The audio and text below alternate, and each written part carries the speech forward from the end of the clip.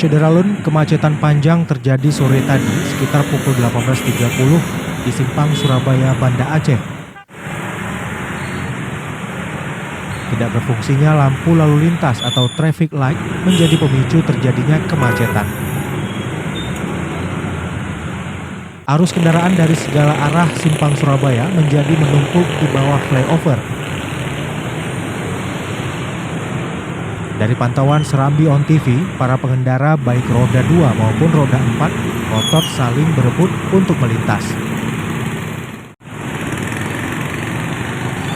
Akibatnya terjadi kesemrautan dan penumpukan kendaraan yang padat di persimpangan.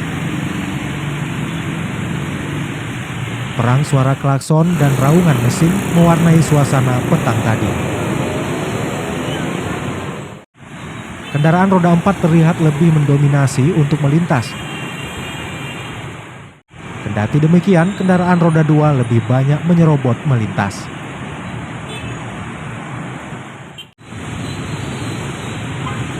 Parahnya lagi, tak ada petugas maupun masyarakat yang turun ke lokasi untuk mengurangi kemacetan.